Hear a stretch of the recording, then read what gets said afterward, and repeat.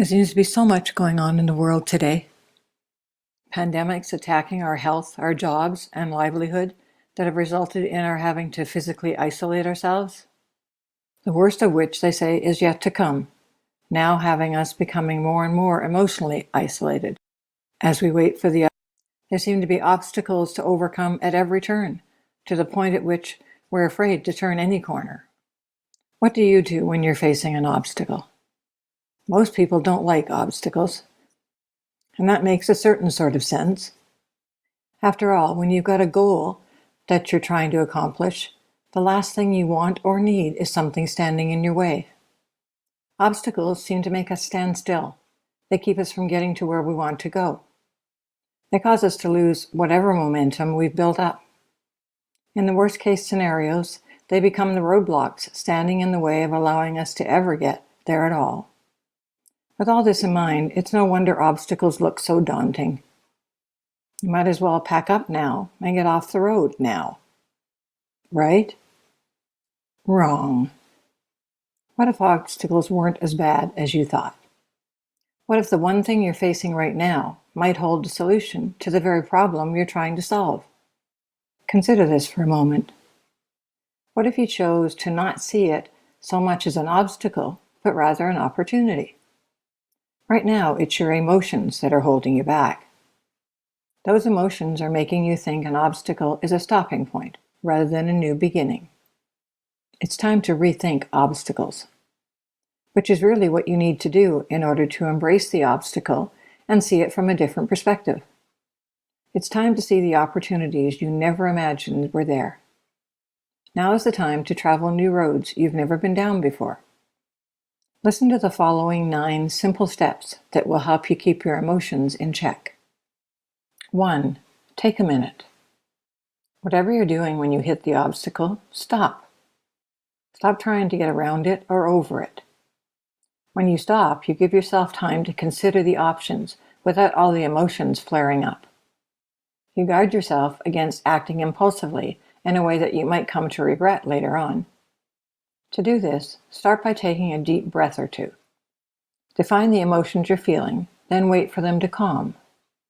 Knowing whether you're sad or angry or frustrated will help you to find that calm place faster, as you would address each emotion differently.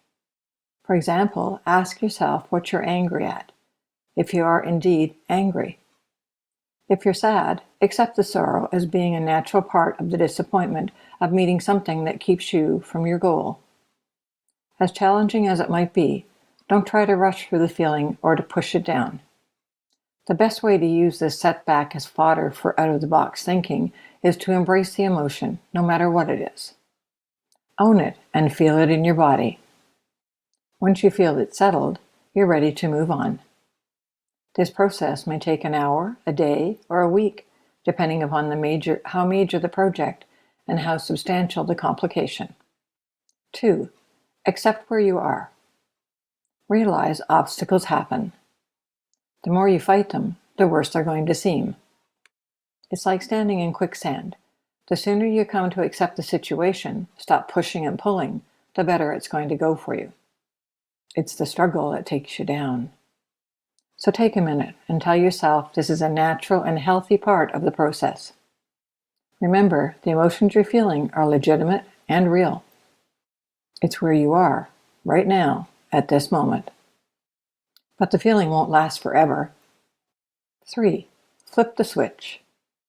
After acknowledging the emotions of the moment, choose to let them go.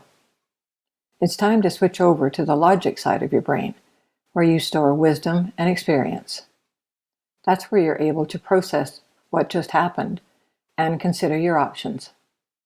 Next, take a step back and look at the obstacle from an outside point of view.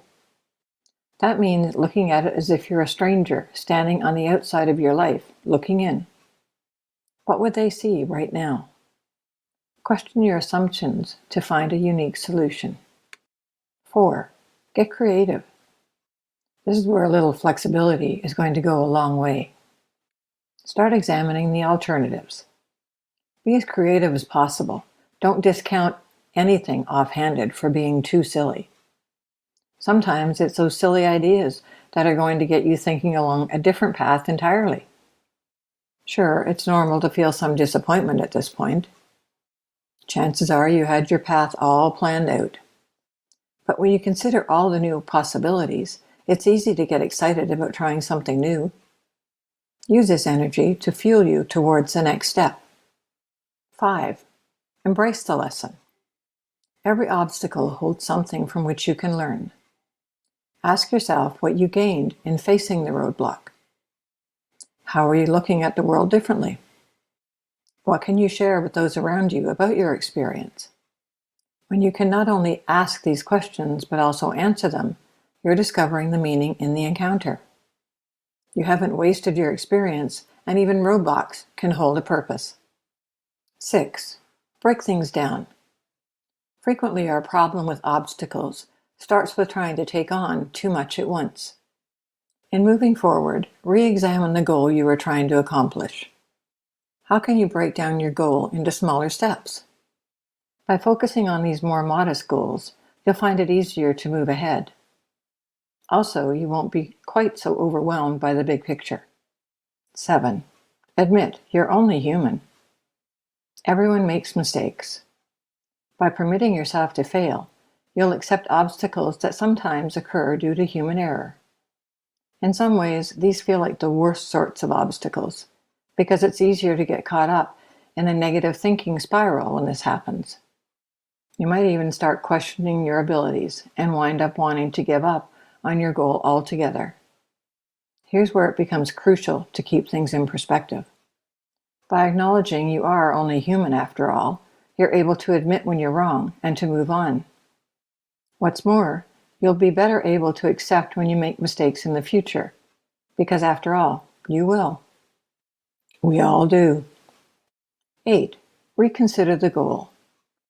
In the end, it might be the obstacle was connected to what you were trying to accomplish in the first place. It might be the goal either wasn't well thought out or isn't what you needed to do in the first place. It might be time to reconsider the original premise all over again.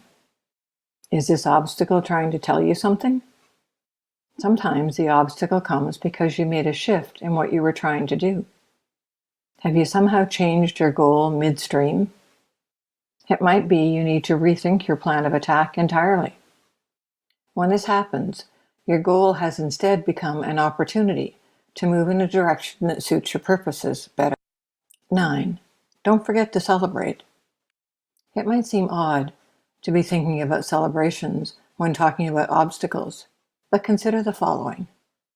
When you celebrate your accomplishments, you embrace the journey you've been on, barriers and all. Even if you've stalled out completely, you can celebrate the progress you've made and the work you put into the project. These are all worth getting excited about, and the emotions here are well worth embracing. Then when the party's over, ask yourself where you want to go from here. Make choosing a new goal part of the celebration. That's also something to get excited over. And finally, ask for help. As a side note, you should never have to do hard things alone. When you're facing an obstacle, it's okay to ask for help. Support systems are integral to the process of working your way through difficulties. The benefit of a support team or person is clear. They've very likely been in this position before and have the wisdom and insight to lead you through the next stage of development. Support systems are made up of those friends, co-workers, and relatives who can act as the bulwark to shore you up when you feel like you're falling flat on your face. This group should only ever be made up of people who support you wholeheartedly. That's not to say they're all cheerleaders or yes men. A sound support system is willing to speak up when they see you headed in what they perceive to be the wrong direction. They're also there to encourage and remind you why you're working towards this goal in the first place. Finally, don't discount professional help where it's needed. If you find you're having trouble separating your emotions from the process, you might need a little bit of help in working things through. There's nothing wrong with seeking advice from a counselor or a medical professional if you find that you're overwhelmed and unable to proceed. In the end, by embracing the obstacles you meet in trying to attain your goals, You're likewise embracing a new way of thinking. You're adjusting your mindset to one of success instead of failure. You're accepting there are different ways to do things, and that things standing in your way are more often new opportunities than a true stopping point. You're looking at life in a way that allows you to go places you never thought possible before. The key here is in control. Your emotions shouldn't be what's holding you back. Of course, it's okay to feel what you do when you meet an obstacle. The key is in not staying there when it's time to move forward again, because you will move forward again if you keep trying.